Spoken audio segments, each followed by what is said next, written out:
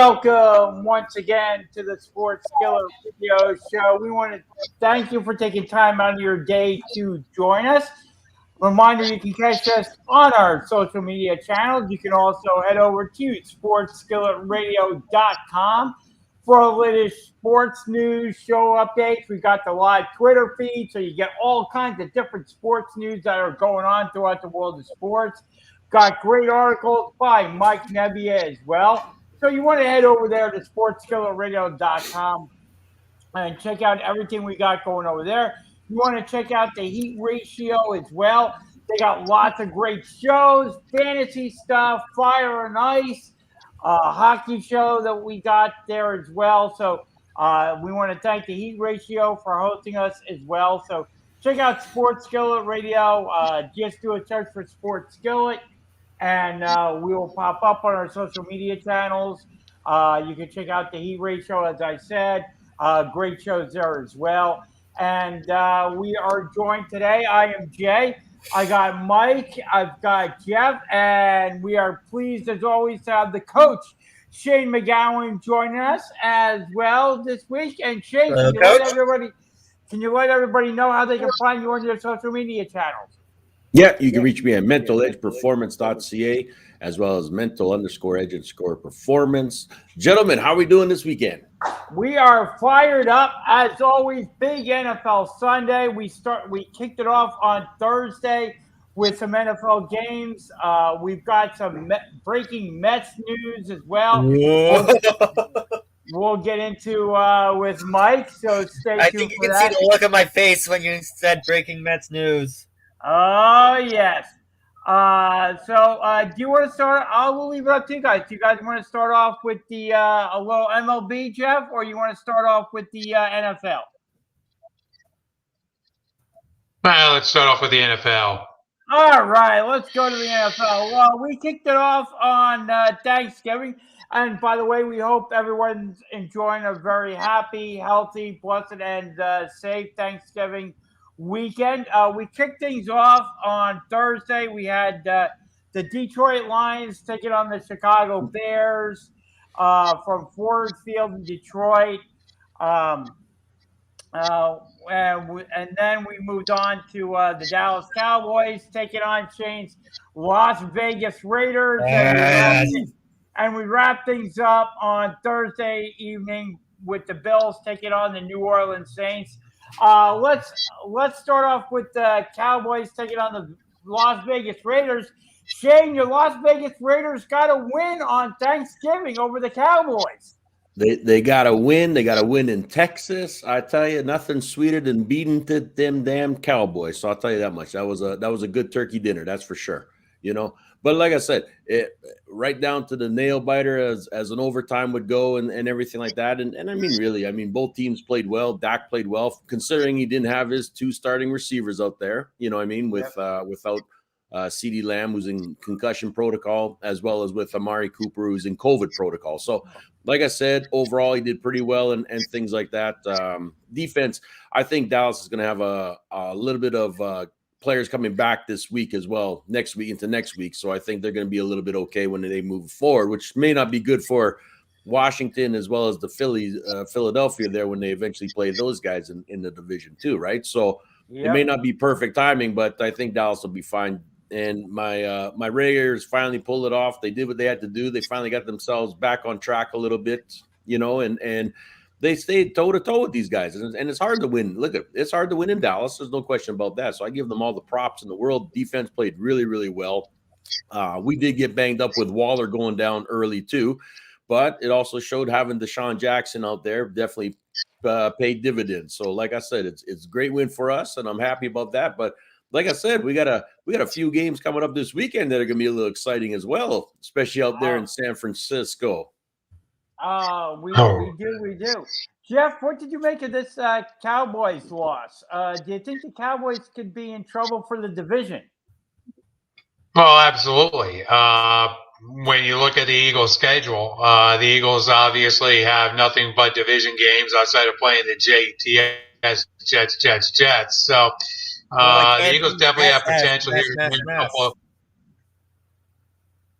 win a couple of games to see what we'll see what the Eagles can do. Obviously today against the Giants, but again, the door is open here for the Eagles to make a little run, and certainly the Cowboys are not making it easy on themselves to say the least.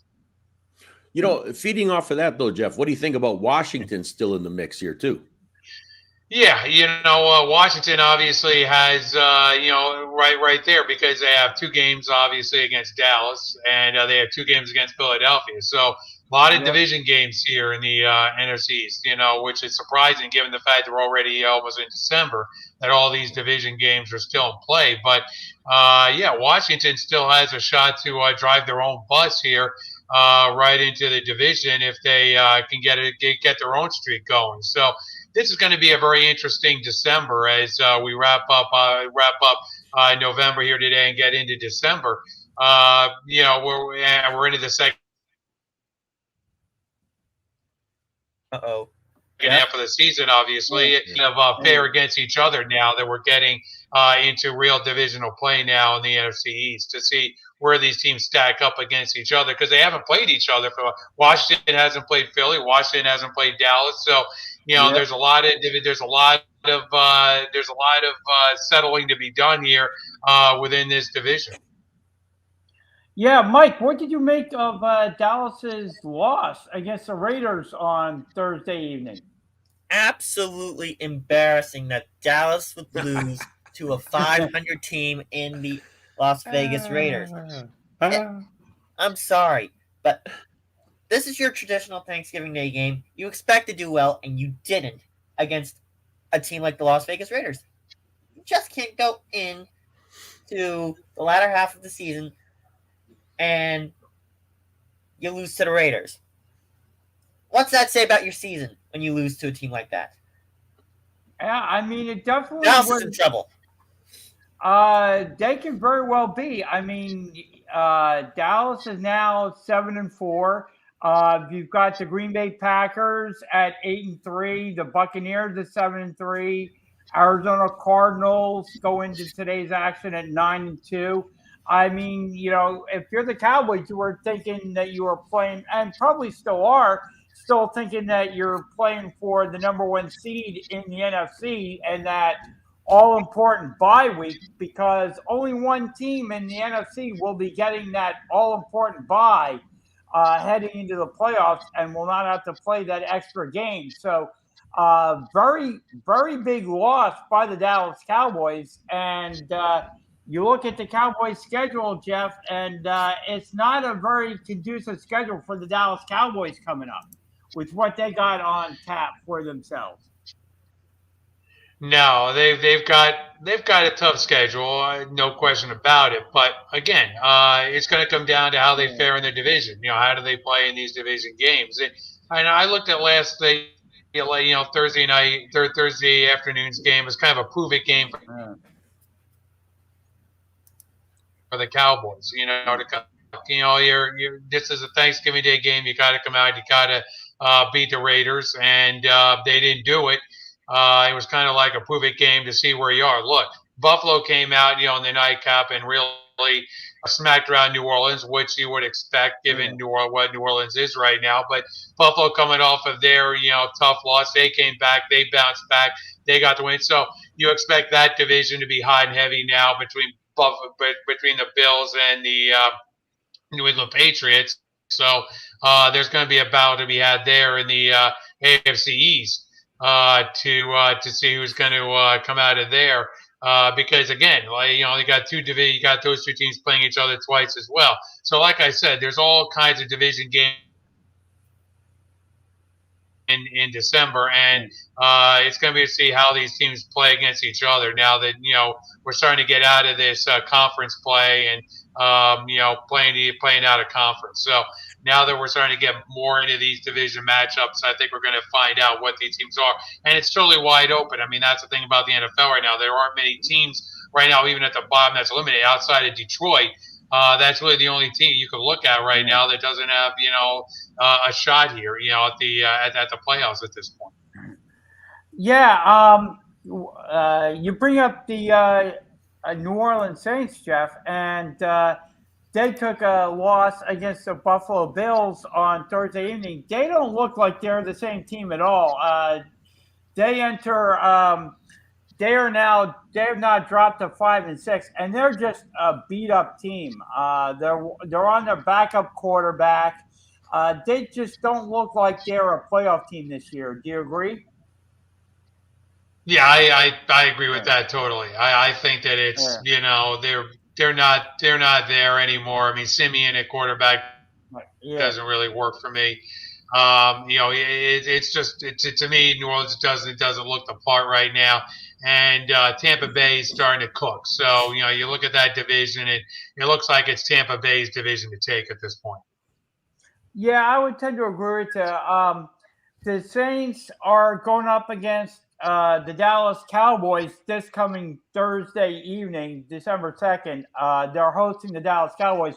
Do you think the Cowboys chance for the Cowboys to get healthy? I'll tell you that. Yeah, do you think so too, Shane? Oh yeah, I agree. I agree on that one. Yeah, I tend to too. Do you think the Cowboys bounce back on Thursday, Mike? I think they do, but if they mess this up, they could probably kiss the division goodbye.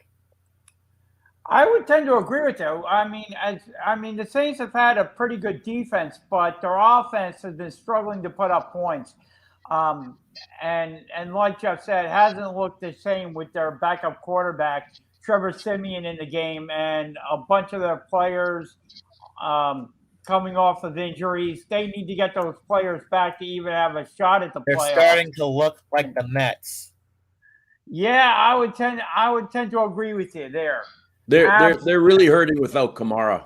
I mean, there's no question about that. Without Kamara in the backfield coming out, I mean, he's been their bread and butter all year, put it that way. So I mean, with running but all with the pass catching, and then with Ingram, being banged up and having to take the workload didn't help anything there, right? So it's been a tough go in that with that like you said, with that offense that they have. And then just to touch on the other game that was played on Thursday, the Detroit Lions at the Chicago Bears kicked things off. Who cares? If you're a Lions fan. Well, the only thing to care about is the fact that Matt Nagy is still employed by Chicago. There was a report out saying that Matt Nagy, the Bears head coach, would be fired right after the Thanksgiving game. But as of us taping the show on Sunday morning, he's still the head coach of the Chicago Bears. Does that come as a surprise for you, Shane? That Nagy is still the head coach, or it doesn't? It doesn't. I mean, like I think we all know when coaches get fired is that that awful day, and stuff on the old Black Monday, right? So I think they may wait until something of there because they won the game. I mean, it doesn't necessarily look great on the franchise either when you win a game and then all of a sudden you say, okay, well, the coach is gone. You know what I mean? Or something like this, unless he did it himself, unless he said, this is my last game I'm playing. But he didn't say that, right? So I think they let it ride until that time, and then they go from there as they're starting to probably look at others to groom. I know Nagy's gotten other reports. I mean, there's been a lot of unfortunateness, even with his own kids playing football. You know what I mean? And there's been comments being thrown out there that's like, get lost, you're fired, get rid of you, blah blah blah, to the kids. You know what I mean? And stuff. So it's not a good scene. And I think either way, even if he does go the full season, I don't think he'll be back anyways next season. There's no question about that. Yeah, I tend to agree with that. I think. I mean, unless the Bears go on a hellacious hot streak to close out the season, I think Nagy's gone. Now, that'd be like the Giants winning again. Come on. I mean, that ain't going to happen, right? Exactly. Yeah, I think Nagy's gone at the end of the season. But going around the NFL, we've got some good games going on this week. We have the one of the headlining games, Tampa Bay Buccaneers going into Indianapolis to face the Colts. We've got Tom Brady going up against former Eagles quarterback Carson Wentz. Jeff, what do you think about the suddenly hot Indianapolis Colts hosting Brady and his Buccaneers? Good luck to Carson Wentz today. mean, it looks like Tampa is really starting to get going. So, you might want to get off the tracks because the train's coming through, that kind of thing. If you're, I mean, Indianapolis is not Indianapolis is a good team. I mean, they put up a pretty good fight, and Tampa's won some games ugly recently. The only question I have is Gronk playing? Yes. Looks like he is. Yep. Antonio Brown's Gronk the is only one playing, that's not. if Gronk is playing, Tampa wins. I mean, it's really that simple. If Gronk is in the game, Tampa wins. It's really that simple. If Gronk isn't there, you have a shot. So, because of that, Tampa wins. I don't know about that, Coach. Jonathan Taylor, MVP conversation. Big running back for the Indianapolis Colts. Maybe keeping Tom Brady off the field. Look, there's no question. Taylor had a great game. No question. You cannot deny. I mean, a phenomenal game. Let's give him all the credit in the world and stuff like that. But the problem is now you also kind of gave up your hand of what you're going to deal with Jonathan Taylor, basically, and make sure that you plug the holes. So that front four definitely doing that this weekend and saying, no, you're not going to run us. You're not going to run at us like that. You know what I mean? Yes, he has good pass catching skills, but they'll send the linebackers out, which are playing a lot faster as well too. You have to anticipate and say, Taylor, you're going to get some yardage, but you're not going to get that much. You know what I mean? And it really is what it comes down to. And again, too, I think this is going to be the game of clock control. And I think Tom Brady and that Tampa Bay are going to try to control the clock, just like an Aaron Rodgers type of a game, and say, we're not going to put Indianapolis offense out there that much. You know what I mean? And if it does go to a bit of a shootout, I'm expecting more of a Pittman type of aspect from Indianapolis more than anything. You know what I mean? I can see Pittman playing a bigger role this week as well, because Carson, I think if they get too far behind and they're realizing that the run is not necessarily moving the chains like they want, they're going to have to start throwing that ball a lot more to play catch up in some way. So I think this could be a little bit more of a shootout in that way, but I don't think it's going to be necessarily a big Jonathan Taylor. I mean, it looks good if Indy happens to pull it off. I mean, it only looks good for the Eagles for getting draft picks because Carson Wentz is winning, right? You know what I mean? That is true. Absolutely, Mike. What do you think about but this I don't game? see that. But I don't really see that happening though. Sorry, I don't see that one happening. Brady plus Gronk equals Tampa win. Yeah, I mean, you look Period. at the Colts. Moving on. I mean, you look at the Colts. They're 4-1 in their last 5, won 3 in a row. I will say this: if you're looking at the two quarterbacks, I would say Carson Wentz is more apt to take chances and put the ball in harm's way than Tom Brady is. Although Tom Brady has turned the ball over a few times this season as well.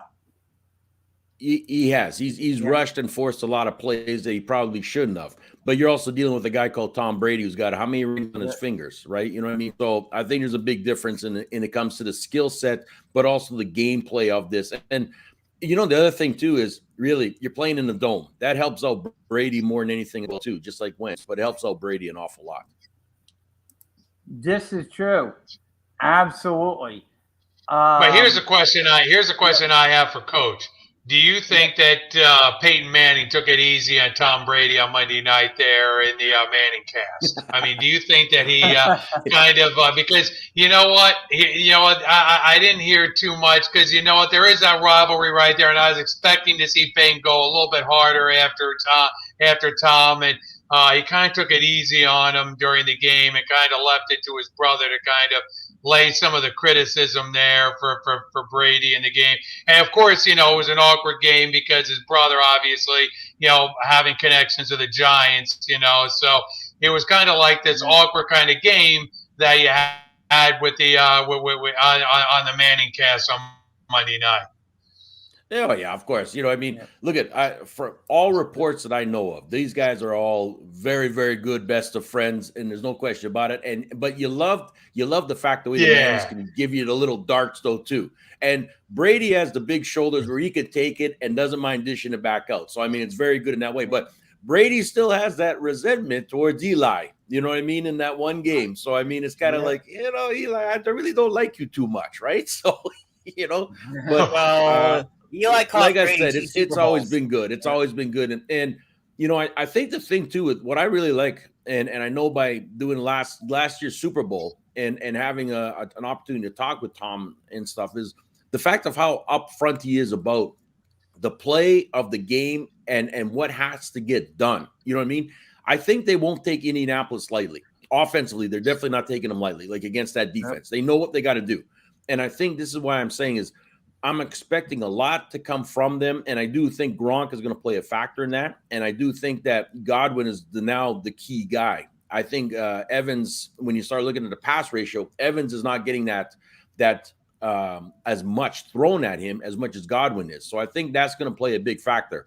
And I think you're going to see a different style coming from Tampa Bay as they start moving forward, because they need to get themselves a lot more on track in many ways if they wish to try to retain, to get back to that Super Bowl again.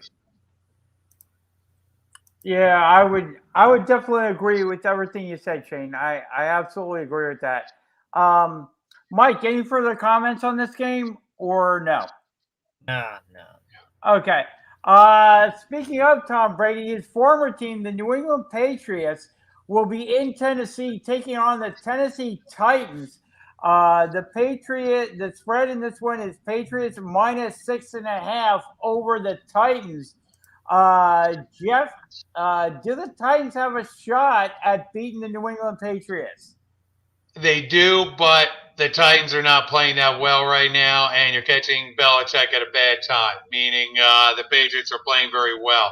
Question is now, can the Titans slow down the Patriots? You know Belichick's going to come in, try to take Tannehill out of the game, frustrate Tannehill a lot, and try to get that Titans passing game off kilter. So, and force them to try to run the football a little bit here and say, okay, can you do it? Can you run the football on us? And that Patriot defense is playing lights out right now. So, right now, I would find it very hard to see right now with the way things are set up. I find it very difficult to see, the Titans coming out here with a victory. But this is the NFL. Who knows?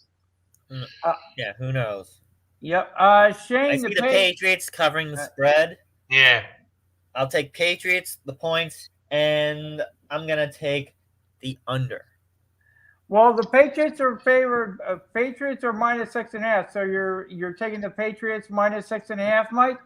Minus 6.5. I gotcha. And I'll take the under on the over/under. Gotcha. Over/under is at 44. Yeah, I'm gonna take the under.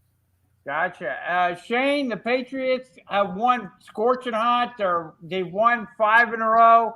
The Tennessee Titans are 4-1 in the last 5, although they are coming off a loss last week. How do you see this one going down, Shane? I see the Patriots taking this one. Yeah. I think not only I think Tennessee without, again too, is they just released Peterson as well and everything, because they don't have their star anymore. They don't have Mr. Henry in that backfield. That's their core. That's the guy that makes things happen. And unfortunately, with him out of the picture, and never mind. Also, Brown is also out too for them. So you're down a lot of offensive talent. Okay, it's very hard. You can't rely on your tight end with Pruitt to do everything for you either. Tannehill, I think, is going to be under pressure way too much by New England. I think that defense is really going to control that Tennessee offensive line. So I really don't see it looking good. And I think, if anything, this is probably the worst time for Tennessee, especially when they were leading their division as badly as they were, to now start to filter out of possibly playoffs if this keeps rolling the way it is. I agree with you there.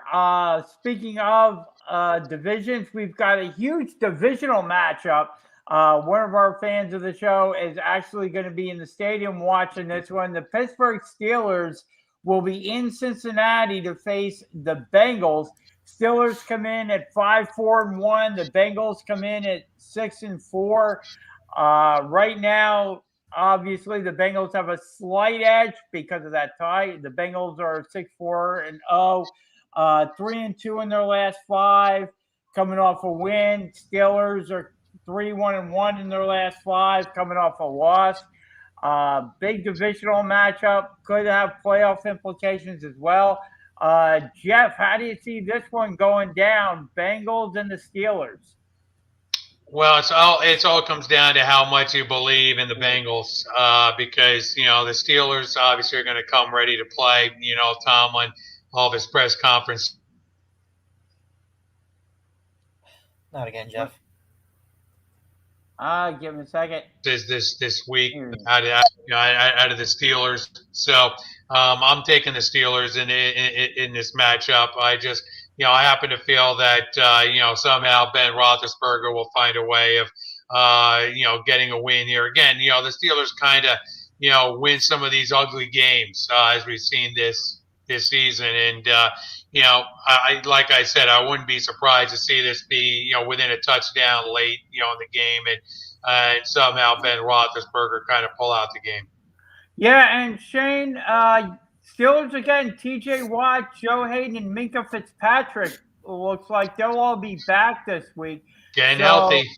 So Pittsburgh's defense is getting healthier, which should keep the scoring down, you would think. Right, Shane?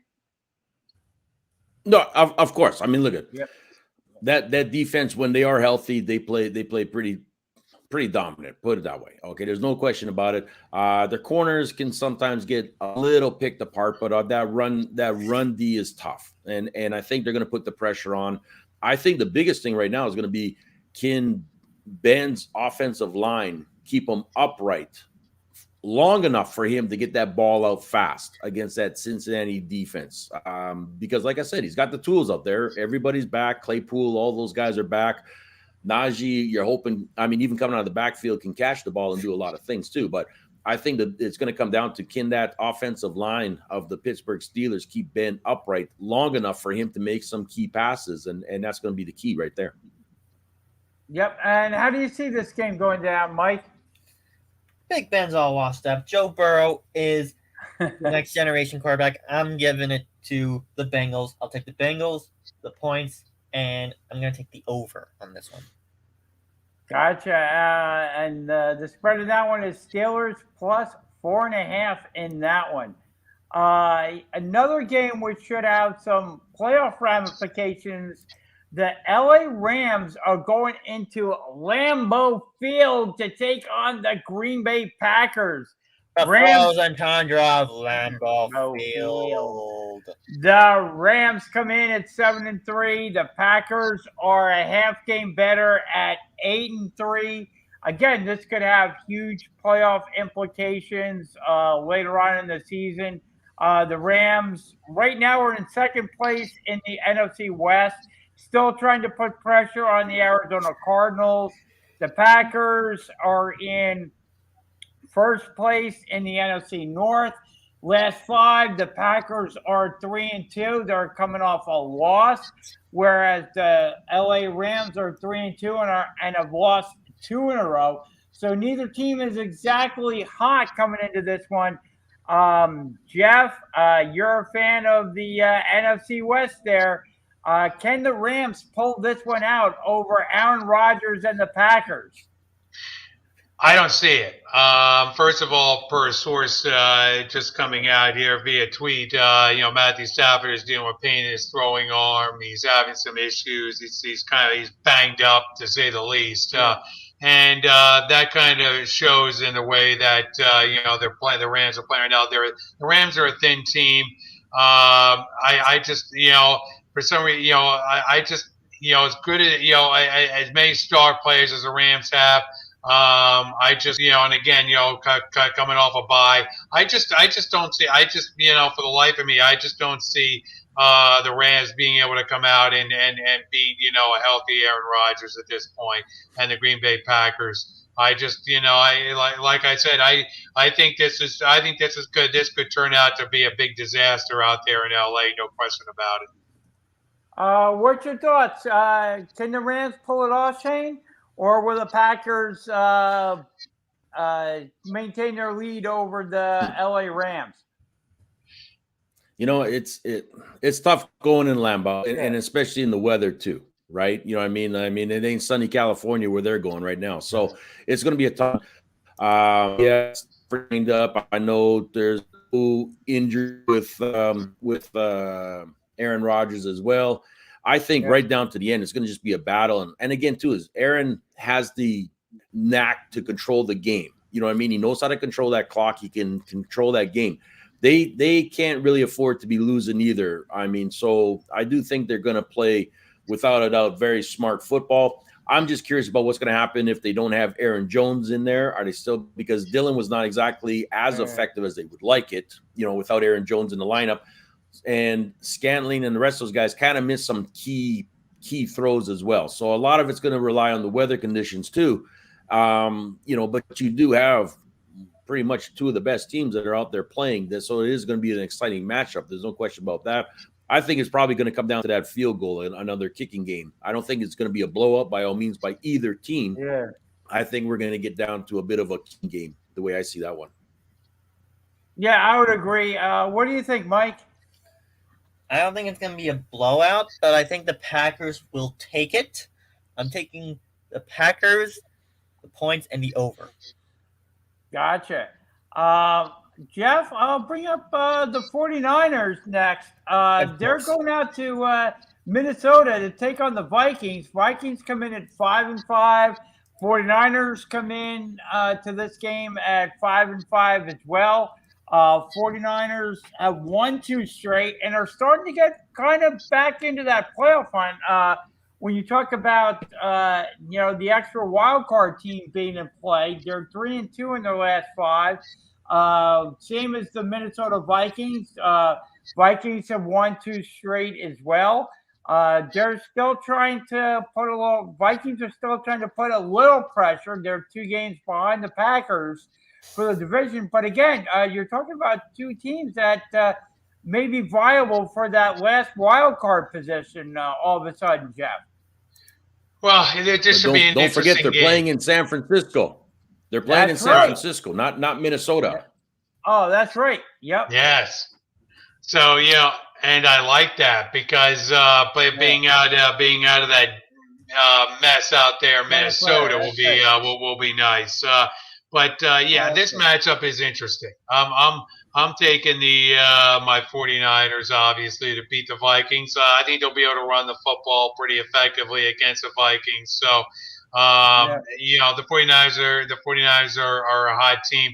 I don't see Minnesota really slowing the 49ers down. 49ers got a favorable schedule down their stretch of the season. So you look at the 49ers and they're gonna be a threat down the stretch, no question, in December. When you look at their schedule down the stretch. So assuming they can stay healthy, keep their quarterback upright, keep him healthy.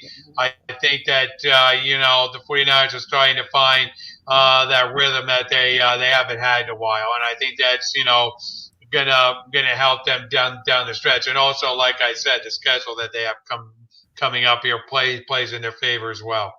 Yeah, and Shane, Everson Griffin ruled out for this game, placed on the reserve non-football illness list after he had a mental health breakdown.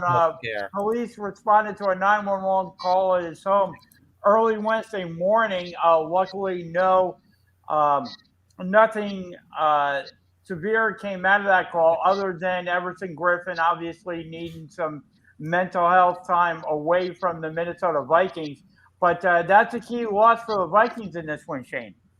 Yeah, you know what? First off, and to everything, I mean, all the best to Mr. Griffin. I mean, hope he gets all the help and everything that he needs to move forward in his career and his life, you know what I mean, and everything like that. So they did a great job of handling everything when need be, and we just go from there, and prayers to him and his family and stuff. But you're right, the Vikings do lose a key component. There's no question about it. But again, I mean, I think it favors San Francisco playing in San Francisco. There's no question about that. And everything. And I do think that San Francisco D can put a little bit more pressure on Cousins out there. The only crazy part is Cousins is that type of guy that can make this a bloody ball game by making things happen right at the tail end. You know what I mean? He can get it out there, dump it off, some crazy thing like that, and it just when you think you've got them, they seem to pull out another close one. You know what I mean? And I'm saying it could go to an overtime. You know, something crazy like that is how I see this game sort of playing out, because I do think Jefferson is going to do what he's got to do, and then Debo is going to do what he's got to do on the other side. But Thielen and those guys, and even Dalvin Cook, I think if they can control Dalvin Cook, I think you're in a lot better game if you can keep Dalvin Cook under that 100 yards that he's normally getting out of that backfield. And I think it's going to be a challenge. It's going to be a tough game, but I do think it favors San Francisco a little bit more. But again, Cousins is that type of player that he just makes things happen right at the tail end. It's scary. Yeah. It's frustrating is what it really is. Oh, yeah. He's a kind of like underrated kind of quarterback. You know, sometimes he doesn't show up in those standalone games like your Sunday night games or your Monday night or Thursday night. But you put him on a Sunday game, he can come up with a big game. No question about it. How do you think this game plays out, Mike? Okay. This is the Sunday? This is the 49ers and the Vikings. Oh, I'm picking the 49ers. Gotcha. I'm picking the 49ers. I am not going to take the points, but I am going to take the under. Gotcha. Another big divisional game. We talked about the other one earlier. We'll get to this one now. At M&T Bank Stadium in Baltimore, the Ravens will be taking on the Cleveland Browns. And this one, Ravens come in at 7-3. The Browns come in at 6-5. The Browns are right now in last place in the AFC North. The Browns desperately need a win to maintain pace with the other teams in the division. Obviously, Browns are 3-2 in their last 5. They won coming off a victory. The Baltimore Ravens are 3-2 in the last 5, coming off another win last week. We heard the Browns quarterback taking issue with the fans this past week. That got blown up, was all over social media. The media picked it up, obviously. Jeff, how do you see this game going down between the Browns and the Ravens? Take the Ravens. Period. Gotcha. So Jeff is taking the Ravens. Shane, what do you think? You know what? I want to take the Ravens, but I'm going to go with the Browns. I'm going to take the Browns. I'm going to try to flip this coin the other way. And it's not because I don't like the Ravens. I do. I love Lamar and everything like that. But I think that there's I think with everyone coming back now for the Browns, with Hunt back in the mix, they got a couple of defensive guys back, Chubb back, everybody like this. And I think he can take a little bit of workload off of his throwing shoulder for Mayfield to run the ball a little bit more. Yeah. And Baltimore sometimes gets a little stifled when the run game comes at them. And especially if you got both Chubb and Hunt back there again, it might be a little bit more trickier than people think. So I'm gonna flip this one and go with the Browns. And I think the Browns are a little bit more desperate as well right now too. Oh, absolutely. And Mike, Baker Mayfield blew up in the media this past week, kind of taking issue with some of the fans and the booing issue that they had going on there. Obviously, the Browns need this one, being in last place in the division. What do you think? Can they get a win over the Baltimore Ravens? I think they can if Baker Mayfield can just calm down and focus on what he has to do to get his team back up and running. It's going to be a tough task against Lamar Jackson, but I think he can do it. All right, and we got Monday night. The Seahawks will be taking on the Washington football team in FedEx Field in Landover, Maryland. So Washington will be the home one in this one. The Seahawks are favored. Seahawks +1 in this one. Jeff, do you give the Seahawks any chance with Russell Wilson in this one, or do you think the Washington football team will improve from their 4-6 record? I think Washington improves from their 4-6 record. I think there are too Yeah. many issues going on with Seattle right now to think that they're going to go in and beat Washington. So like I said, Washington has it all in front of them as far as the division goes. I think this is a win for Washington. And let me ask you this one, Jeff. This time next year, do you think Russell Wilson will be the quarterback of the Seattle Seahawks? No. I tend to agree with you there. Shane, what do you think? Well, Mike, what do you think? Go ahead, Mike. I would like to see Russell Wilson return to the Seattle Seahawks. He has become the face of that franchise in recent years. But odds of that are like 50-50 at best. Yeah, 90-10, he's gone. 90-10, he's gone. I like he's to be gone. lenient there, Jeff. I like to be very lenient. He's gone. He's gone. Jeff, I like to be very lenient, so I'm going 50-50 at this point. I don't know. I tend to agree with Jeff on that one, Mike, because Russell Wilson created a lot of noise, if you remember, the last offseason, this past summer. I think his camp put out this information about these are the 5 teams that Russell Wilson wouldn't mind going to, and they put that list out, if you remember, last summer, created a little bit of noise, and then all of a sudden Seattle went out and made some acquisitions to make him happy and kind of calm down. But with the way this season is kind of played out for the Seahawks, I don't know that he returns to the Seahawks. He may want to be traded, and the Seahawks may want to move on from Russell Wilson. They got a 3-7 record, and if they're not in playoff contention, Russell Wilson and may want to get out of Seattle. And remember, Sierra too, his wife, may want a bigger, a more lucrative city to go to. Maybe New York. I don't know that they'd want to go to the Giants, but who knows if the Giants move on from their quarterback. But you look at some of the cities that may be looking for a quarterback that Sierra may want to go to further her career. Shane, what do you think? Is Russell Wilson going to be the quarterback of Seattle next year? Well, there's two scenarios on this one, because I also look and say, will Pete Carroll be back as a head coach as well? True. Yep. You know what I mean? He's not getting any younger, and he's also not getting many wins. And it's not a knock against Pete Carroll. He's a great coach. Well, I mean, he's a legend. He's a legendary coach. USC and some of those other places may not think so, but it's one of these things where I think you're going to see. He just had a bad team in the Jets. You're going to have a lot of transitions, I think, happening in that organization. The defense needs an overhaul. There's no question about that. You don't have a running back or a run game, with injuries and things like this. Lockett and Metcalf are both not exactly happy with how their game and season is going, especially when it comes to contracts, you know what I mean, and things. They used to be marked up as being the guys to now being nowhere.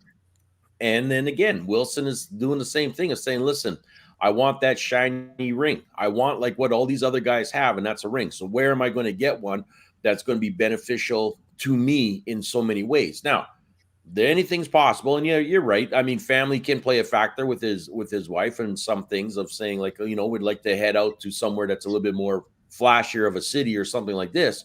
Maybe even Chicago. I don't know. You know what I mean? Like I said, there's a lot of things that can happen in the next little while, but I don't think you can necessarily say no, Russell Wilson is going to be staying in Seattle. I don't think anyone can say that. You know what I mean? And I think that there's going to be some changes.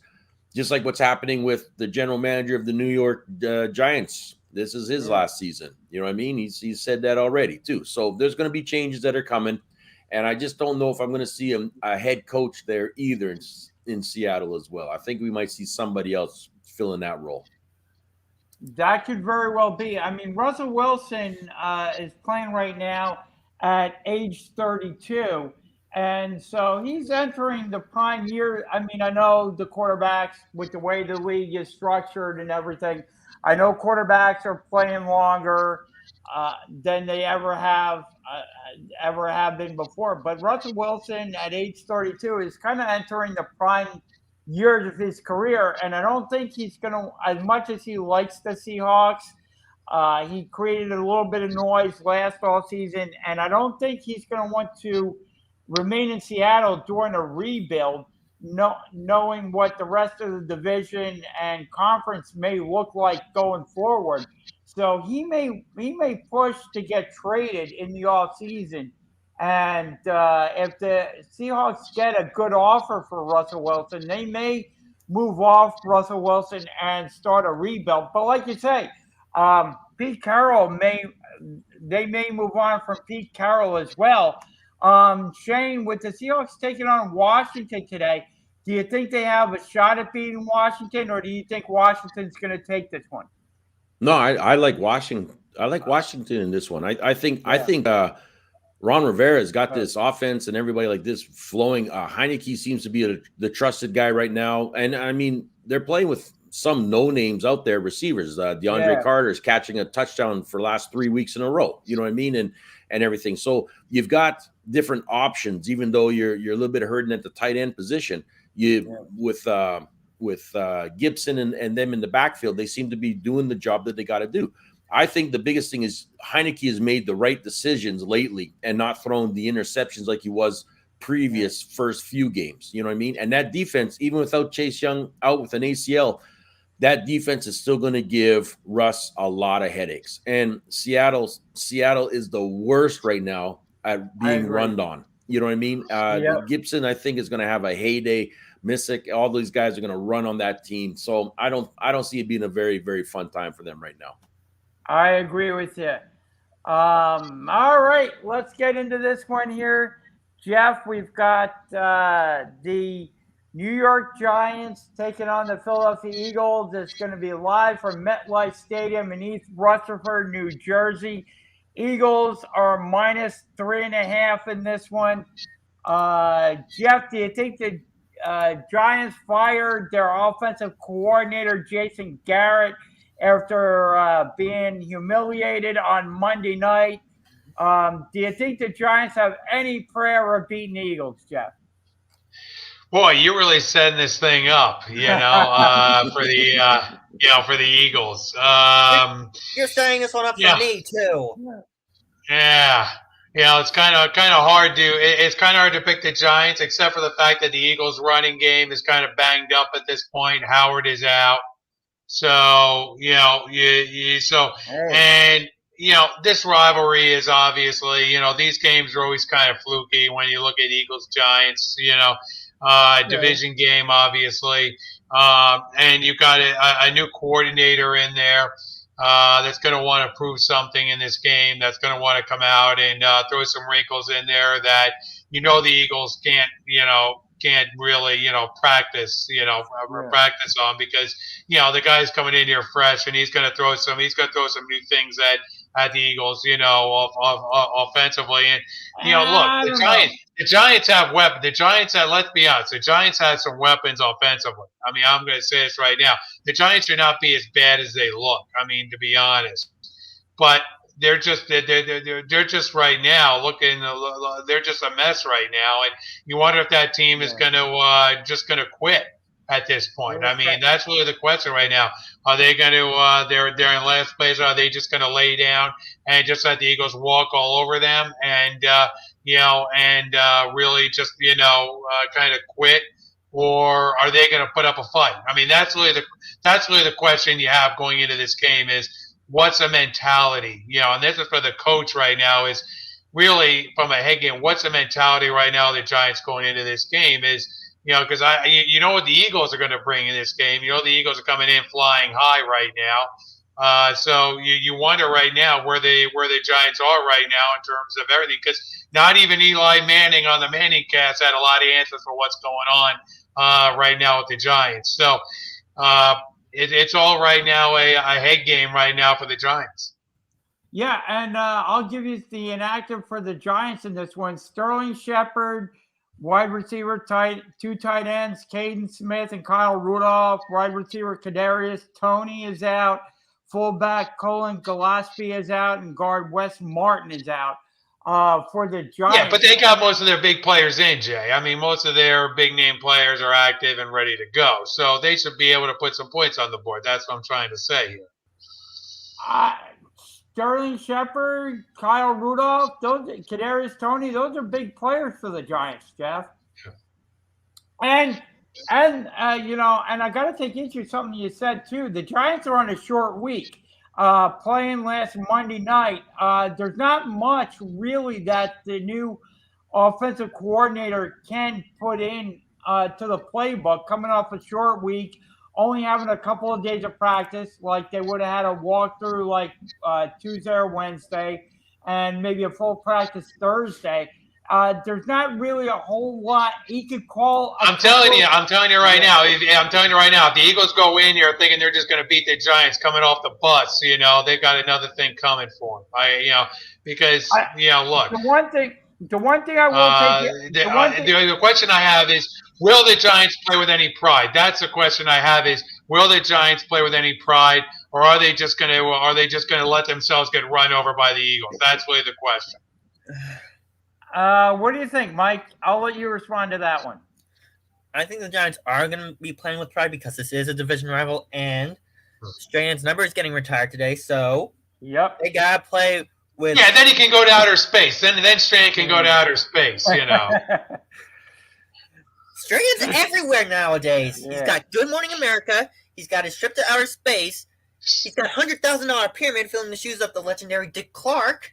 Okay. Yep. And it's tough to fill the shoes of Dick Clark, but Strahan's done an admirable job. Huh. Yeah. So the Giants gotta be playing with some semblance of pride for Strahan. Yep, and to just point, Jordan Howard is out for this game, but they will have Kenneth Gainwell, Miles Sanders, and Boston Scott up as running backs in this one. How do you see this game shaping up, Shane? Well, we always know that they should have been using Miles Sanders a long time ago, right? So I mean, it's now taking them forever to finally get that thing going. But you know what? I think they're going to rely a little bit more on Goddard out there and everything, because if the Giants give up containment, I think Jalen's just going to take off and do his thing. I mean, Giants seem to be that team that kind of sort of tick you off a little bit. You think you got them, and they pull something stupid and come out and start winning again, right? So it's very frustrating in that way. We'll see what happens with Barkley as well, because he's listed as a go. He might be able to keep the chains moving a little bit as well too. So I mean, it'll be interesting in that part there. But I don't know. I'm going to take the Eagles on this one, but I just don't have a lot of faith in this whole game itself, I guess I could say.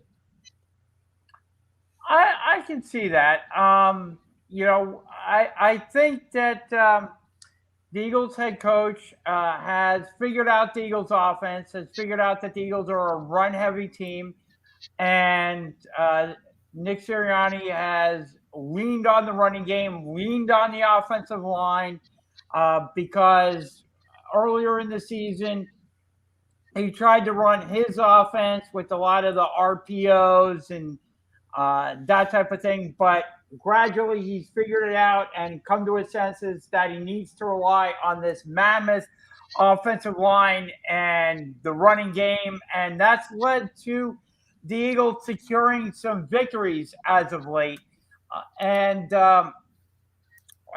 I think that's a good thing for the Philadelphia Eagles that he's come to this conclusion. The Eagles have won 2 straight, are 3-2 in their last 5. Giants are 2-3 and have lost 1. Obviously, Giants are 3-7, so it looks like the playoff hopes are not in the Giants' favor this year. But I look at the Giants coming off that really bad loss. Yes, Freddie Kitchens is going to be their offensive coordinator in this one, but the playbook isn't. He can't really change the playbook. He hasn't had enough time to really put in new plays, so he's going to go with the same playbook that the Giants have been operating off of. Now, what I will say is that I will say this to Jeff's point. I will say that Kitchens will probably maybe put in a run a flea flicker or one of those couple of those strange kind of plays. That's what. But here's the problem. Here's the problem with Freddie Kitchens. He has Danny Dimes a quarterback, and he's he's going to throw a pick. You know he's going to throw a dumb pick. He's going to, because that's what happened against Dallas. The guy, this quarterback just doesn't have a sense for where he's throwing the football. I mean, we saw that against the Dallas Cowboys. I mean, where is this guy throwing the football? I mean, not even Eli Manning could explain, where that ball was going there when he threw that dumb pick that he did there. I mean, really. So I think you can put whatever offensive coordinator you want in there. Right. The bottom line is you can't change the Giants quarterback. You can, but they won't. And again, that's the problem you have right now with the Giants, and that's why the Eagles are going to win the game, because Danny Dimes is a quarterback. Yeah, and that offensive line of the New York Giants is an absolute mess at this point, too, which I think should help out the Philadelphia Eagles if they want to apply pressure on the New York Giants. That we saw it Monday night. The Giants' offensive line is just a sieve. And once that starts breaking down, like you said, Danny Dimes is just a mess at quarterback, and he will turn the ball over. And that's one thing Jalen Hurts has not done a whole lot of this season, is turn the ball over. That's one thing you have to give him credit for, is Jalen Hurts has protected the ball. He doesn't turn the ball over all that much. So got to give Jalen Hurts credit there. So I do see the Eagles coming out with a victory there. Now, just remember that, Jalen Hurts is good, when he's running the football, handing it off. But, his passing is still a work in progress. That's still kind of something that, he's working on. But as far as running the football goes, as far as, handing the ball off, that's been going very well for him. And he's able to really use his legs, get out of the pocket, and make some good choices out there. So. And Mike, how much will it hurt Giants fans if Devonta Smith catches a touchdown or two? It's gonna hurt big time. Because Devonta Smith is a weapon on the ground and in the air. He was like that in Atlanta. He was kind of like that in New York, but he'll be like that in this game coming up. Oh yeah. Of course, the reason I bring that up is because hearkening back to last year's the 2021 NFL draft, it was the Philadelphia Eagles trading with the Dallas Cowboys to trade up and just leapfrog the New York Giants, because the Giants were all in on Devonta Smith until Howie Roseman made a call to Jerry Jones of the Dallas Cowboys and leapfrogged the New York Giants to take wide receiver Devonta Smith off the board and come to Philadelphia. Oh, I had the wrong Devontae.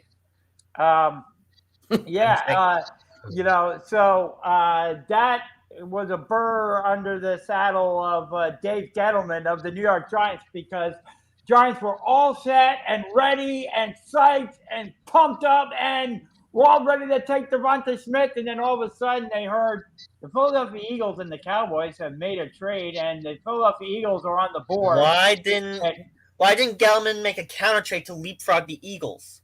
He couldn't. Once Dallas traded with the Eagles, that's it. Eagles had the pick. And it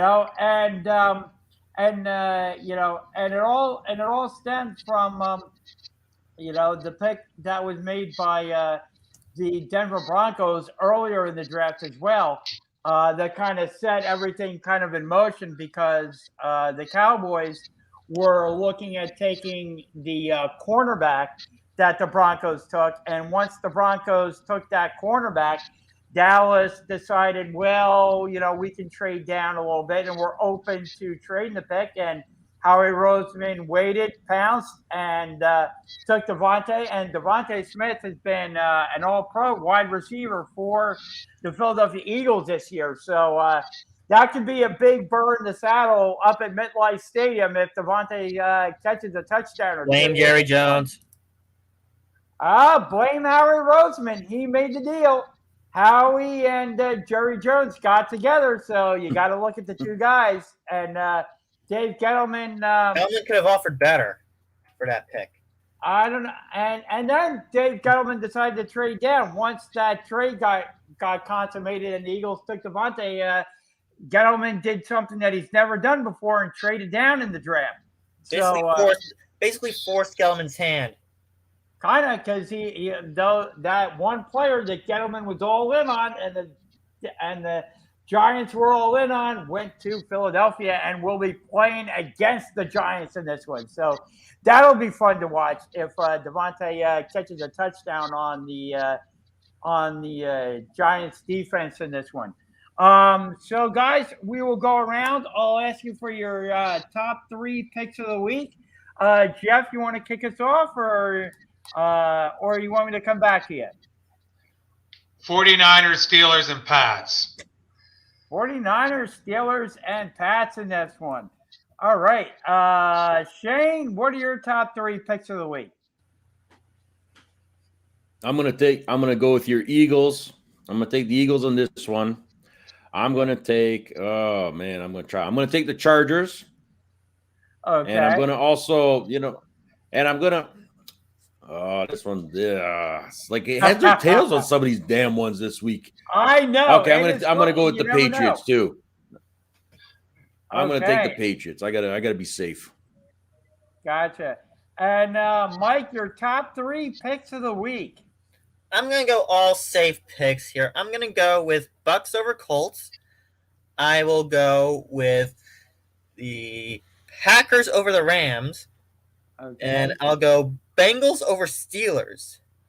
All right. And as for my top 3 picks of the week, I will go with my Philadelphia Eagles over the New York Giants. I will go with the Steelers over the Bengals, and I will go with the.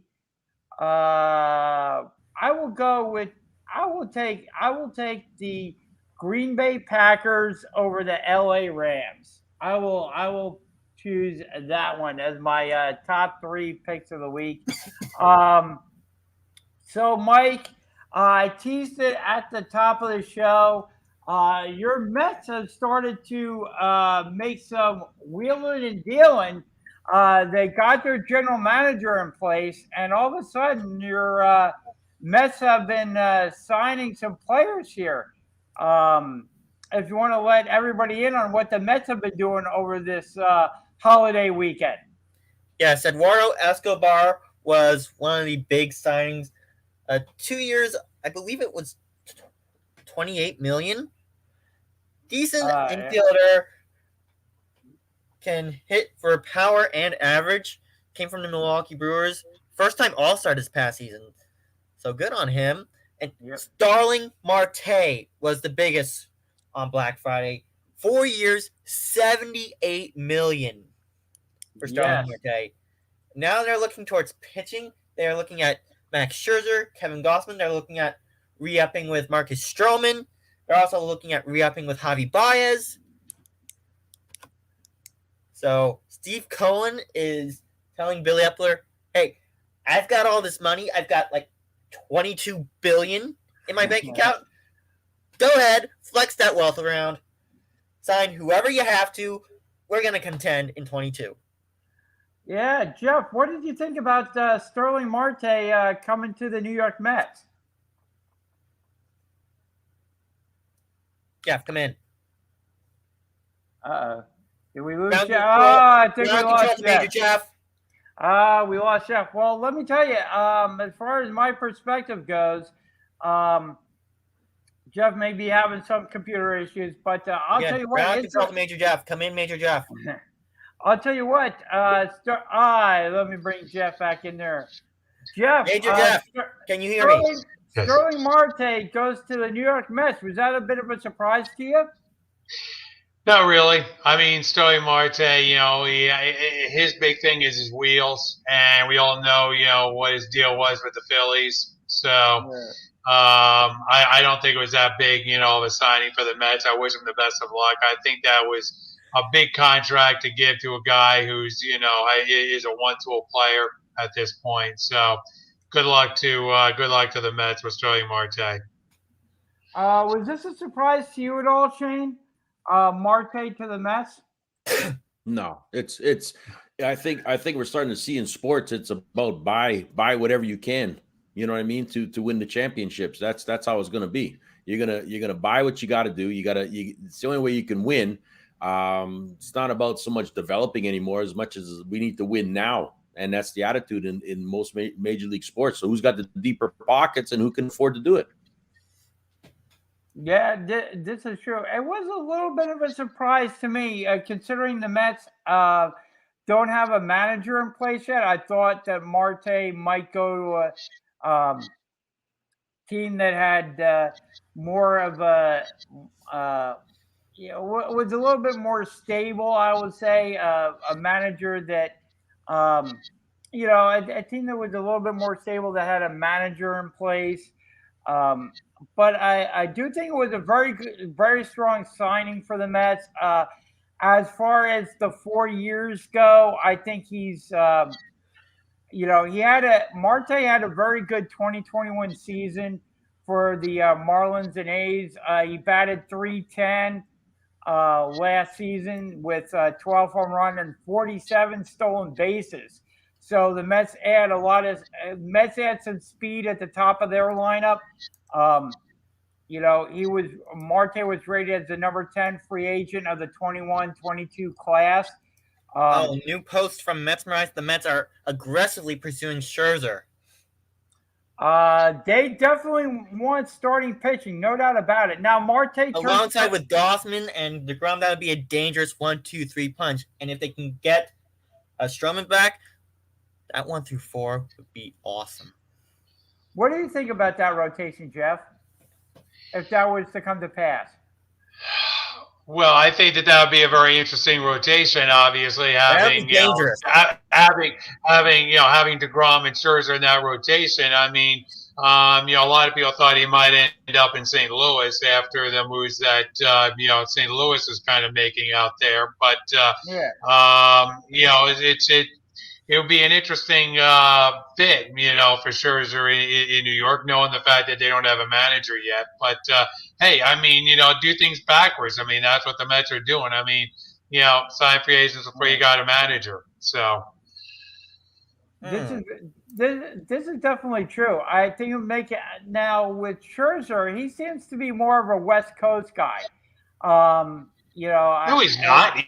He played for Washington for many years. What are you talking about being a West Coast? Well, yeah. But who did he pitch for late this past season? Where did he go? L.A. L.A. Well, he went to L.A. because he was traded there. He was traded. He didn't go there of his own volition. He was traded there. But I do think he had a lot of say in where he was going to get traded to. That's what I'm saying. Well, I would go to the Dodgers too. If anybody asked me, where do you want to go at that point in the year? I would say, hell yeah, put me on the Dodgers. Hell yeah, it's kind of a no-brainer. It's not like, I'm a West Coast guy, I want to go there. I mean, it's like, hey, the Dodgers are like, this awesome team. Hey, yeah, I want to be a part of that. I want to get me some of that. So yeah, let me go out there and play for that team. And that point, but no, Scherzer could go anywhere. I mean, Scherzer played for Detroit. He played for Washington. I mean, this guy's, more of an East Coast kind of guy. He can handle it. Okay. I think I would have gone to San Francisco at that point in the year if I was to be traded, because San Francisco was top of the NL West for who knows how long. I'd want to go to a contender. So it was either down to San Francisco or LA. I would have chosen San Francisco. Yeah, so we'll have to. And Jeff, the Phillies are overpowered as is. And Jeff, the Phillies have not made any. They've made some front office moves to bolster their front office, but as far as free agency goes, they've so far been crickets. Chirp, exactly. Chirp. Yep. Kind of radio silence there. They've been inquiring reportedly on several free agents, but those free agents haven't put pen to paper yet, and signed with the Phillies. And It looks like some of these big free agents may be signing before December 1st, and the lockout goes into effect. Well, you Um, want to beat the lockout. I mean, that's really what it's That is about right 10 now. If days you want to get from signed now. and you want to get there before the lockout happens, so at least you have some of your future set. So I think that's part of the deal there. So yeah, before things get frozen. yeah. Do you think this will be a wild week, Shane, with December 1st on the horizon and a lockout looming for Major League Baseball? I think it's going to start to build up to a bit of a interesting week that we're going to get, and I think they're going to try to look. It never fails. Whenever there's a word of a lockout, I mean, there's always going to be those issues and things like this. So I do see that possibly coming about where they're going to have both camps throwing out little things, you know what I mean, to stir the pot and get everybody riled up and, try to favor one side to the other and everything there. So yeah, I think we're going to see that. Yeah, I think so too. The way these free agents are signing right now, especially some of the bigger, more well-known names, I think this could be a free agent frenzy week for Major League Baseball. Just getting some of these contracts, these players signing before the uncertainty of a lockout and how baseball is going to look when it resumes after the lockout too. Uh, DH could be coming to the National League. Some other rules and things may go into effect as well. So we don't know what baseball is going to look like on the other side. We could speculate, but we don't know for certain how it's going to look. While I got you guys here, Jeff, King LeBron was suspended for one game this week for elbowing. What do you think of LeBron's suspension? Do you think it was warranted, Jeff? Well, I think LeBron's getting frustrated. I think Shane could probably speak to this more. Yeah. I think it's more frustration on LeBron seeing what's going on right there in Golden State right now, what's happening out there, and with Curry and so forth, and seeing the frustration that's happening with his own team out there in LA, that they're not off to the greatest of starts the way Golden State is. So. And you're starting to see, some frustration. You don't see it, this early in the season. The frustration with LeBron, which is kind of curious to see the fact that that he's getting frustrated. But let's face facts. There are a lot of people right now giving a lot of press to Steph Curry out there, and LeBron's sort of out there just hanging out there in LA, not getting any of the press or anything else anymore with the NBA. It's all about Steph Curry and Golden State right now, Shane. Yep, and you nailed it. I mean, I think when LeBron tried to get Russ to get over there to LA, I think that the mindset of these guys was saying, listen, to give us a little bit more freedom to sit on the bench for our own rest time, instead of needing to play every game every night, and wear us out before playoffs come. But that hasn't panned out, and I think they're also starting to look at some of the moves that they got rid of. Kuzman's doing amazing out there in Washington. Caruso's doing fabulous in Chicago. All these guys didn't necessarily want to leave, but they were sort of forced out in some ways. And you look at that now, just to bring in one guy who, is not necessarily producing like he was, even remotely with Washington, right? It's actually caused a little bit more chaos. So LeBron's, and I think this is the biggest thing, is everybody's going to throw this and saying, well, this was your idea, LeBron, and it's not working. So the pressure's building on him. And then just down the road, you got a team like Golden State, who's doing like out of nowhere from last year of being dead last to being number one in the West. And they're just doing it still without Klay Thompson. They're still doing it with, Draymond, who's just getting there and nothing spectacular, right? Wiggins is barely on the scoreboard at certain times too.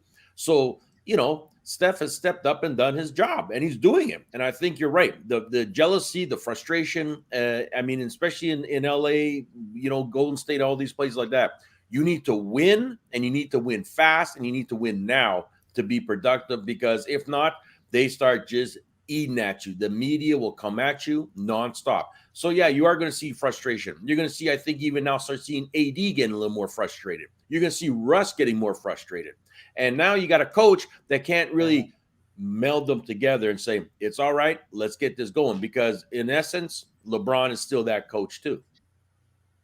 Very true. What did you think of that LeBron suspension, Mike?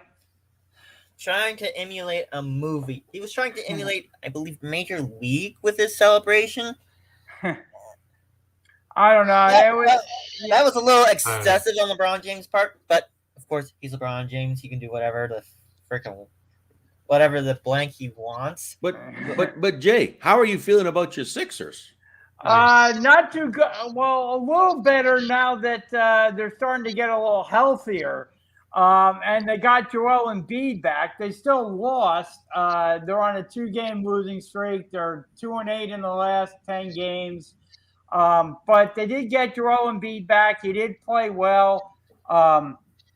They're tied for the number. I mean, right now they're rated number 11 or whatever, but they're 10-10. They're at 500 with Boston and Cleveland for the number 9 spot, I guess, if you will. Yep.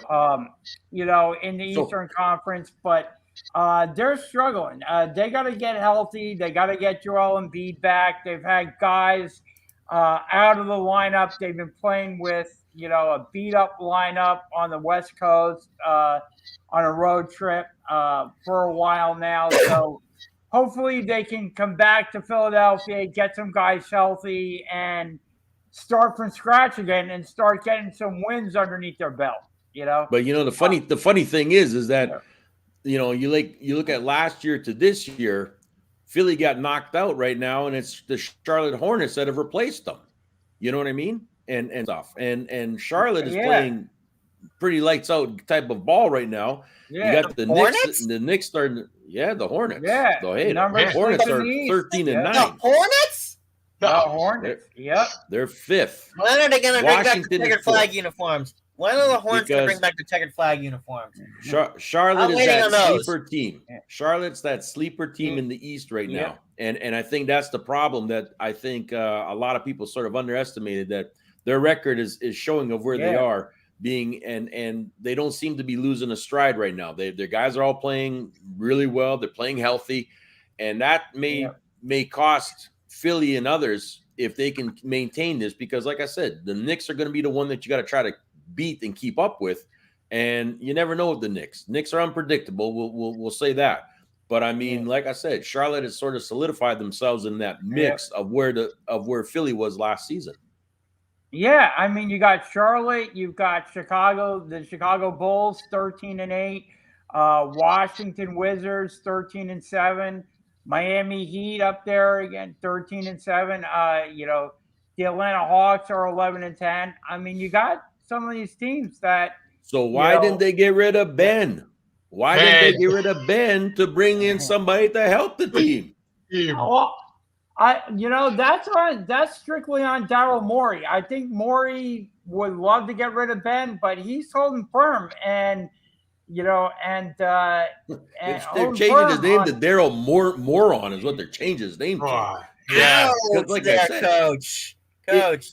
They're looking at where you're looking at where the Sixers are now. He's gonna at the end of this and look at himself and say, I could have gotten somebody to at least help produce with Tobias and with who's been injured at certain times to keep us in the mix. And this might be way too late of what's happening and stuff, because the bench is not producing as much as you want. That's for sure. You know what I mean? And this is going to be a stumbling block as they move on, because guess what? There's no way in the world MB, Tobias Harris, and Max and all these guys can play 32 to 37 minutes a game for the rest of the season. No way. Yeah, this is true. They don't, and they need Embiid. And they've been without him. He's been out because of COVID protocol. He's been dealing with COVID for a while now, and it's not about Embiid, Jay. It's about the bench. It's about the depth. I think that coach is trying to get to, and the fact that they just don't have the depth that they need to compete with these other teams in the East. I mean, that's really the issue right now. And if you're not going to have Ben Simmons, then you're playing short. I mean, that's what you're doing right now. You're playing a man down instead of having somebody in there. who can give you maybe some quality minutes and put some points on the board, you have nothing. You have a big fat 0 across the board because this guy won't get off the toilet and make a move. I mean, that's really the problem you have right now in Philadelphia. But we got to discuss before we get off here. We got to discuss some college football because a lot of stuff was going down yesterday, and I look. It pains me to say this. Okay, I'm a 49er fan. All right, I'm gonna say it right now. Okay. Harbaugh's having a good year out there in Michigan. Congratulations to Harbaugh. Okay, he should be undefeated because the rest blew the one game yet. So technically, Harbaugh should be undefeated, and he did beat Ohio State and set all those records. So Ohio State, all those records by Ohio State now goes off the books because he finally got that big monkey off his back of beating Ohio State. So congratulations to Harbaugh for finally getting that monkey off his back. He did it in the big house, so congratulations to Harbaugh. And now he can look forward to, I think, possibly being ranked number 2 right now, or he should be ranked coming out number 2. So he should be right there for the in the playoff for the national championship. And right now, I would say he's looking pretty good right now there, Shane, for the national championship at this point in Michigan. Yeah, no, I mean, you're right. He got that monkey off his back, which is a huge thing for them and that organization and that team to move forward. That confidence is high. There's no question about that. Great run game. They got to get the pass game going, but they got a great run game. There's no question there. I'll say this much, boy. Watching that Alabama game going to 4 OTs, I was just like, holy crap. But you know what? Again, too, is it just boggles the mind of how some of these refs are playing too out there. You know what I mean? A lot of blown calls on certain things all across college football to the NFL to everything like that. We're seeing that happen. It's a chain reaction, but there's no accountability, which I think is going to cost, especially as we start getting down to the nitty gritty like this for placings. I mean, I still think Georgia's number 1 up there. They're going to be number 1 and they're solidifying themselves. We'll see when they play Alabama. But I do hope that we get better officiating as we start moving forward in this because it's needed. Well, I'll tell you something. Alabama did not look good in that game. They're going to have to play a lot better in order to beat Georgia. I mean, they're going to have to play a lot better than that, and that's going to knock out. I think that's a game where Alabama can be knocked right out. Yeah. Saban puts his team in a good position every year, no doubt. But I just I agree with you that I think Georgia's up there, but. I hope that we can see a Michigan-Georgia game down the road because that would be a very interesting matchup between those 2 teams for a national championship. I do too. I think committee-wise and stuff, it definitely is eye-peeling in which you could look and say, listen, Alabama has not even played close to where they used to be a few years ago. You know what I mean? And stuff. Right. Michigan has been this up-and-coming team. I think they deserve that opportunity and that shot, the way that they've played and have won in a style that's also not close going into overtime and stuff like that, because especially against a very weak team. Okay, you don't go into 4 overtimes playing against a weak team when your quarterback couldn't even throw for over 200 yards himself. You know what I mean? So you're right. I think Georgia, Michigan makes better sense. Alabama is just Alabama by name, and that's all it comes down to. But they don't deserve where they go and things. And I think Georgia's going to solidify this by beating Alabama on the weekend. And of course, last night you had some bedlam in Bedlam, obviously, with Oklahoma, with Oklahoma and Oklahoma State, and that was a very interesting game going back and forth right there, and finally Oklahoma State, put them away there and was able to get the win there over a game Oklahoma team, and you kind of feel for Oklahoma a little bit because look. There were some muff punts. There were some turnovers there that kind of got away from both teams. There was some sloppy play, I thought, on both sides of the ball there in that game. That's what you expect out of those two. But at the end of the day, hey, look, he took him down there. He had a shot there on that last drive to break the hearts right there of Oklahoma State. And he just couldn't get in the end zone there with about 20, 25 seconds of play. Just couldn't make the pass to get to get his team into the end zone and get the win and steal a win there from Oklahoma State and put them in the Big 12 championship game. So as it stands now, Oklahoma State moves on, and now you wonder, what they're going to do. And look, do I think that what this is all leading to down the road in college football is expanded playoffs? I think you're going to see it. I think we're coming down to that. I think in the next couple of years we're going to see the expanded playoffs. I think it's something that's been brewing, and I think we're going to expand the playoff field for 4 teams, possibly to 8, maybe even 9 teams there. Get a good field there of teams there, because there are some teams, obviously Notre Dame and some other teams there that could find their way in there and could make for very interesting playoffs. If we had some of these other teams involved and not just the 4 teams. So I definitely think that down the road we're going to get into this expanded field there, Shane. Oh, I do too, and I hope so. And you know what? I'll give Cincinnati a big credit too this year. I think Cincinnati has played phenomenal. And I tell you what, being in Cincinnati with the Bengals playing, you know what I mean, and this college team playing, I mean that's a rocking city right now, because like I said, they haven't had this in quite some time. So I mean, kudos to them. Good coaching, good everything, good athletes out there and stuff. But I do agree that I think we need to expand this and get some of those teams, like you said, a Notre Dame, Baylor, teams like that have come close and should be in there too. In some way. So I think that's on the horizon. And it's money. It's all about money. And that's a lot of money that they can generate for the schools, for revenue and everything like this come college time. And Shane, before we go here, what do you make of the NHL right now when it comes down to this COVID? You have teams right now that are just been racked. Now the Islanders are obviously racked with COVID. And they're going to be out until at least Tuesday, missing some games now. So you have some issues here going on right now in the NHL here when it comes to COVID here.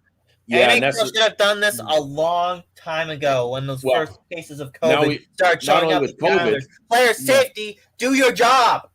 Well, it's the thing too, is the organizations in the league and everything like this. But now Canada has said no athletes can come across the border unless you're fully vaccinated. You know what I mean? So now you're going to get some players from the NHL and stuff that may not be, that may only have 1 dose or something like that. I don't know, you know what I mean? But that's going to cause some problems about rostering when it comes to players coming to play.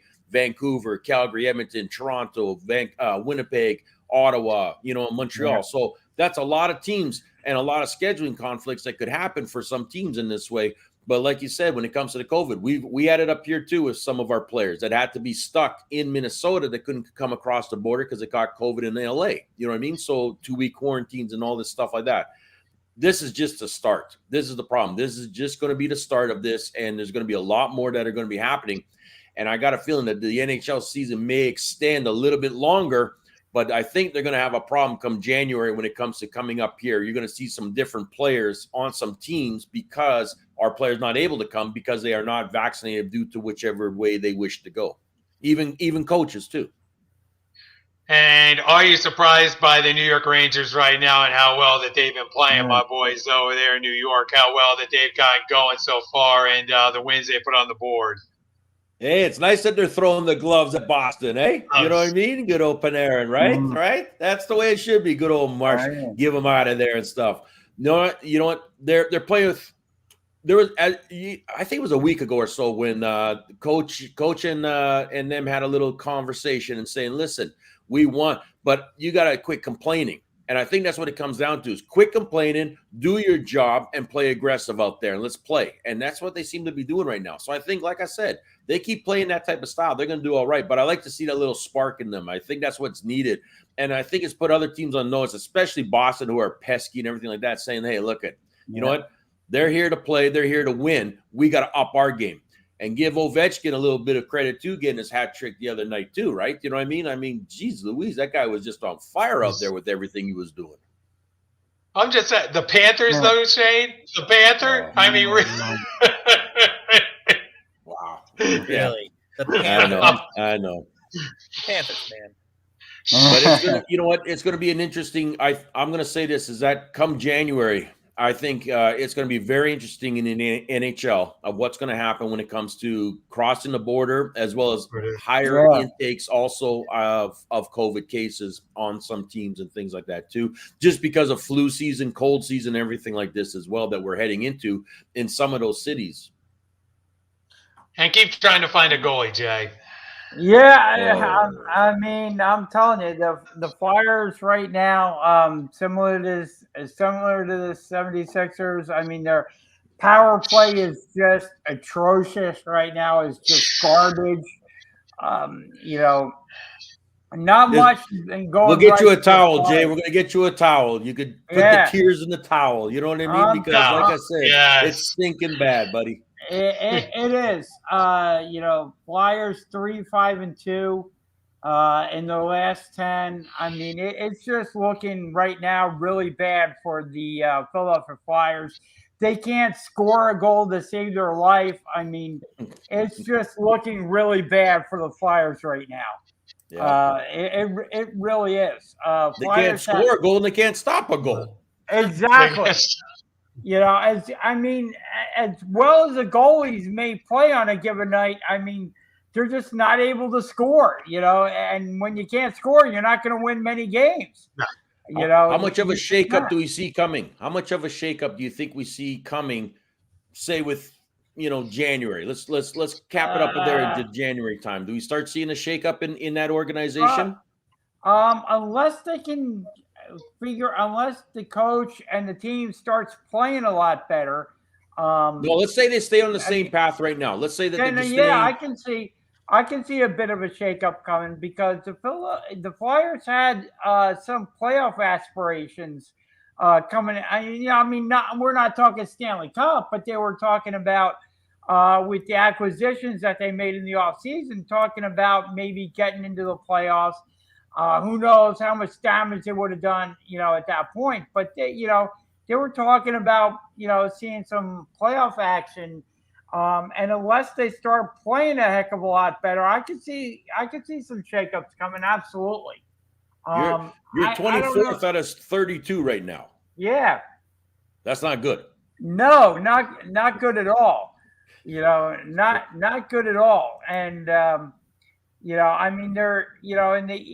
just looking at the Eastern Conference, the Flyers are 12 at 8-7-4 right now. That's not a good situation to be in. And I know they've had to overcome, lackluster play and some injuries, but they still got to be playing better. You still got to get more out of, guys that are on the ice, especially with the power play. And, unless they start playing better, I mean, it's just not looking good for the Fly guys right now.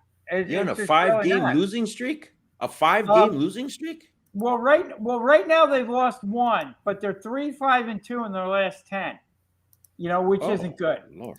That's not good. No, that's not good, Jay. No, not at all. And they're having trouble. Their power play is garbage. I mean, they're just having trouble scoring getting any type of offense. Even strength, shorthand. I mean, power play, you name it. I mean, they're just having trouble scoring any type of goals. And when you're 500 at home, 4-4-2, that's not good.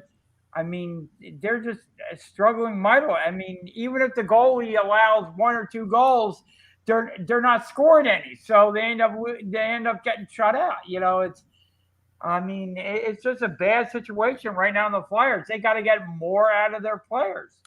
The players have to play better. They have to get some guys back healthy and back into the lineup. And I say shake it up. I say shake it up. Yeah. Haul them out, bring it in, and just write this season off to a certain degree. Do what you can. Heck, you might be like a St. Louis Blues team, how they played and won a Stanley Cup about 5 years ago there when they did that and said, hey, we suck right now, but guess what? Let's just go out there and play and see what we can do. But you gotta shake up that team is what they need to do. Oh, no doubt about it. Something needs to be done because you can't go on playing the way the Flyers have been playing and not scoring goals and and depending on your goalie to get a shutout just about every game. You can't go into games like that. You just can't. Nope. That's not a winning formula. and the power play has to improve dramatically. However the Flyers need to do that, the power play has to improve. No doubt about it. Gentlemen, so guys, it has been a slice. Yeah, it has been. Shane, can you let everybody know how they can find you on your social media sites? Yeah, you can reach me at mentaledgeperformance.ca or mental_edge_performance. Looking forward to the games this weekend, boys. It's going to be exciting. We got to watch them 49ers. And Eagles, Mike. 49ers. And Eagles, Mike. Oh. So, Mike, any NASCAR news this week? Actually, no, not really. Okay. All right. So we're in the off season, so not much NASCAR news until around early February. Gotcha. All right. Well, I want to thank everybody for tuning in. Reminder to check out sportsskilletradio.com. We have our Twitter feed going. Reminder, if you're listening, you're watching the show, comment on our social media sites. Be heard. We want to hear from you during the show. We will comment on your comments. Absolutely. Feel free to leave us a comment on our social media sites, sportsskilletradio.com. Great articles from Mike, as well as our Twitter feed, social media sites we got up. So all you have to do is search for Sports Skillet. We pop up there. Check out the Heat Ratio. We got great shows there as well. And thank you for the Heat Ratio for hosting us as well. Guys, it has been a great week. As Shane said, enjoy the games this week, and we will see everybody back again right here again next week.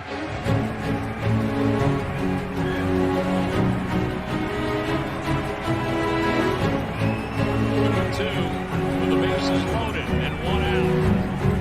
Oh, shot deep to right field. Way up there and way out. Second deck walk-off home run. Grand slam, Bryce Harper.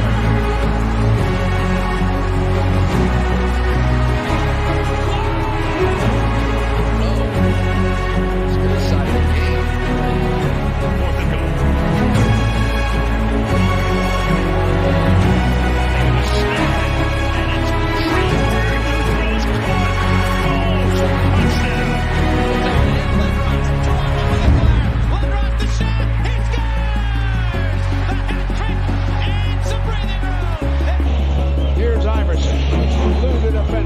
Stays right where Allen wants to go. Wants the baseline.